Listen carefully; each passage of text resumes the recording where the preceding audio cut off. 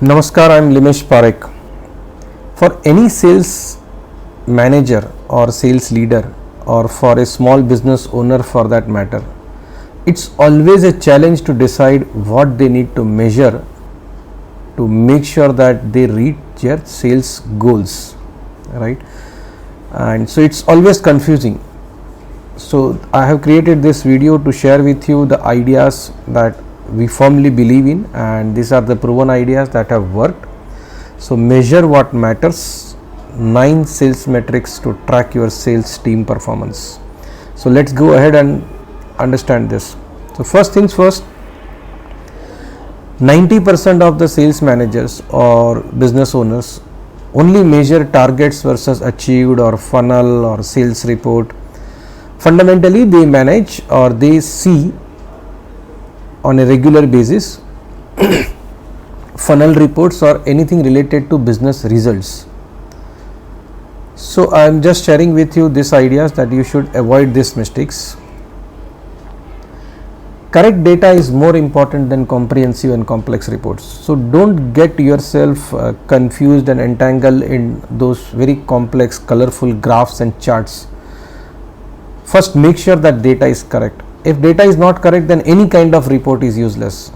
So many people I have seen, they indulge in lot of very colorful reports without realizing that the fundamental data on which these reports are based is not correct. It is made up for them. Another thing, never imitate bigger organizations or your colleagues who are in other companies, because every organization is a different and you need to understand what you need to measure. Something which is good for a big enterprise is not necessarily good for you. So understand this, you need to measure according to your size and according to your business, not the way your bigger counterpart is doing it. Use your common sense. Don't go by books and consultants. For that matter, when I suggest you something, I request you to think on this also. Use your common sense whether this is applicable to you or not. Focus on activities that brings result rather than the results themselves. Measure things that show your sales activities are in line with your sales objectives and sales strategies. Otherwise, many times it happens that there is no sales process being followed. You had thought of some strategy, but your team is doing something else, but you are only and only measuring the business results. So even if you succeed, you don't know why you succeeded. That is the biggest problem. So here we present you the 9 sales metrics that you need to measure, and these are in the order of priority, right? The most important metrics will come, and then the second one and the third one, and so on and so forth. First thing you need to make sure that everything is correct is next follow-up date, because in sales it is said that fortune is in follow-up.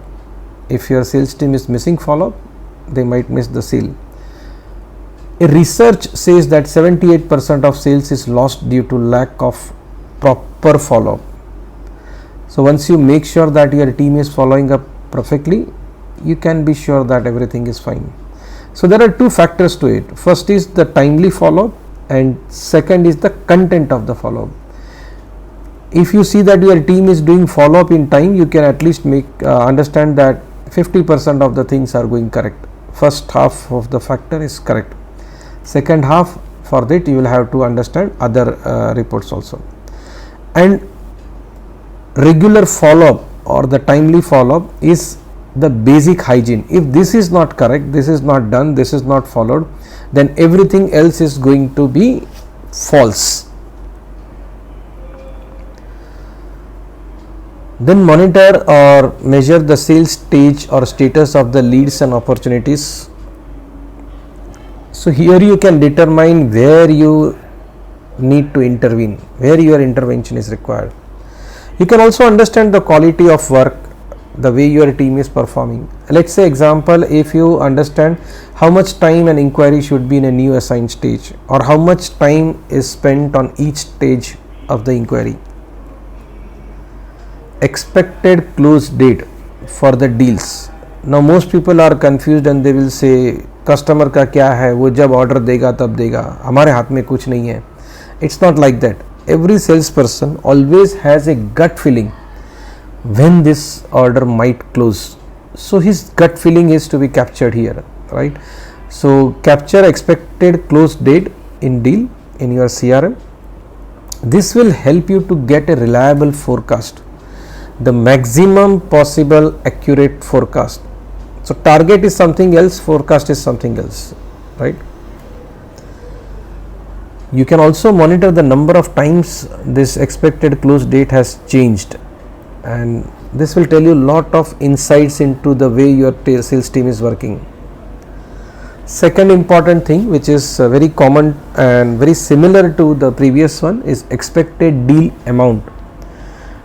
Now this deal amount can change from various times to times. So this is also again dependent on the gut feeling of a salesperson. What does he feel or she feel will be the amount of the deal when it is closed. And if you get this, it will also help you to get a reliable forecast, the same as previous slide, right? Also check out how many times this has changed. This will reveal lot of insights into the process of your sales team. Next thing obviously you need to check is calls, tasks, visits done for every salesperson. This shows you the quantum of activities done, right? The results will vary, but quantum, the effort input, you need to understand. And for the quality, you can check other fields like next follow-up date, description, right, or the time spent on each state. This will tell you the quality of the follow-ups, and number of calls, tasks, visits done will tell you the quantum or quantity of the activities done. You can check it daily or yesterday's or last 7 days. That's helpful for you. Most of the time salespeople avoid writing any description in inquiries and deals, but even if they write 1 or 2 lines in the description, right, that will help you to understand the history of that particular deal, and also identify where the hand holding or interference is required. Most of the time sales managers do not know whether their sales team needs some help or not. When seen in combination with dates and amounts filled, this description will tell you lot of insight. It will tell you whether this is a ghost entry or it's a scam, right? The fundamental idea of using or monitoring any team is to find out pretenders and performers. So this process will help you to find out pretenders and performers. Obviously when you know the problems, you can identify where the training is required or not required.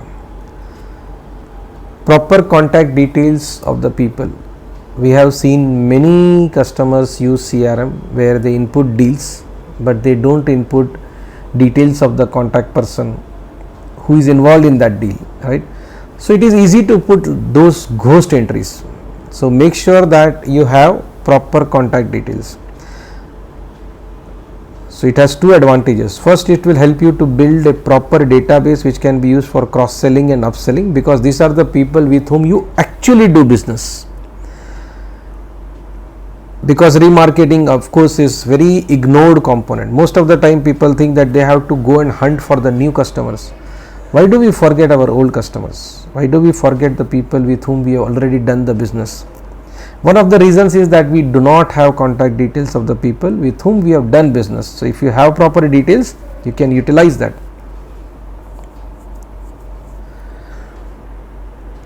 We can safely assume that deals without proper contact details of the people can be ghost entries. The deals might not even exist. This is a very good idea. Nowadays, most of the CRM, specifically NJ CRM, has call logging features. So once all these calls are logged, and these calls, the numbers of these calls are converted into contacts or inquiries, that helps you to create a fantastic database of the people with whom you are doing business, right? Many times people ignore it. Call log करने में क्या है. So don't do that. You need to log the calls and you need to make sure that these logs are converted to contacts or inquiries. You can't ignore this because these are the actual people with whom you are doing business. This is probably the final thing that you need to do when you are monitoring or measuring the metrics. Product wise, category wise selection is done properly or not, because if this is not done, then you will not get product wise, BU wise, category wise, vendor wise reporting about your deals and inquiries. So these were the 9 metrics that you need to measure. So you might have thought ये तो अलग ही जा रहा है. You had thought of something else, and these are very different direction ideas. So you might have some arguments against these ideas, and so I am proposing some answers to these ideas, to these questions. You might say, I am already paying my sales team for the job. Why do I need to look after them? By the way, I have listened to this from many customers. So we all know that paying salary alone is not enough. You need to inculcate the culture and process that will require monitoring and mentoring. So you go little deeper into it, then only you will be able to implement the culture. So some people argue that no, I am a leader kind of person. I don't do micromanage. I just show the directions. Very good. I like that idea, right? But there is lot of dirty work that needs to be done, and if you are not able to do that, we can help you. We just launch virtual sales manager, right? This is our service where we do all this dirty work of micromanagement while you do the leadership work. So many people think या ठीक है ये सब पढ़ने पढ़ाने के लिए बराबर है. These are like bookish philosophies, but they don't work in real life. You can think again. This has been followed at NJ for a very long time. We are still doing that, and many other organizations are starting to follow these ideas, and they are getting good success. Some people argue that their business is a run rate product, very low margin, cash flow oriented. So these ideas will not apply. So if this exact margins, exact metrics don't apply, then there will be a slight variation to it. Probably not 9, you might need only 5 or 6, but things will go in this line only. The philosophy remains unchanged. Some people say we have a very large team. How can I do all these activities for a large team? Sir, if you have a large team, that obviously means you have a large number of managers also. You have a large number of team leaders also. So we never come across a case where 100 people are reporting to only one person. And if you have that case, it's seriously unfortunate. So generally people have large team, that means they have large number of team leaders or managers also.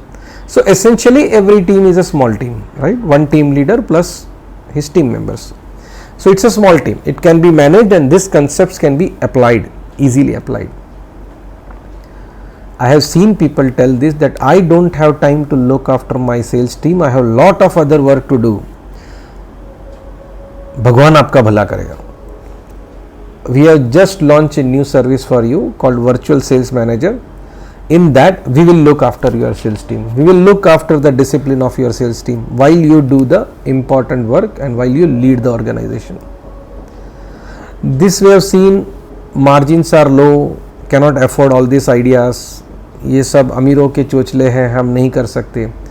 It's not like that. If you follow these practices, then probably you will be able to fine tune your business process. Eventually the margins will increase, your cost will decrease. You will be able to find out the wastages of efforts with this measurement. So does it mean that we need to ignore the targets? We need to ignore the business results? No, absolutely not. I don't mean to say that we need to ignore the targets. You need to keep an eye on target, right? Targets के बारे में सोचना है. Just take an example. What happens when you drive from Mumbai to Delhi, right? On the back of your mind, you are always thinking about the destination, but you are focusing on driving. Every time you are not looking at how far is the Delhi. Okay? You are looking on the road. You are making sure that you are safe. You are making sure that your speed is okay, as per the rules and as per your requirement. So you are focusing on driving, you are not focusing on the destination, how far it is. So I think this analogy will help you to understand the problem. So we spent around 7 months to decide what should go into the dashboard, and so we have one link which I will share in the description also, and if you are watching this video on the article, it is just below this video. So in that link, in that article, we have explained the CRM dashboard, the philosophy behind it, the concepts and strategies behind it. So please understand that, that would be helpful to you.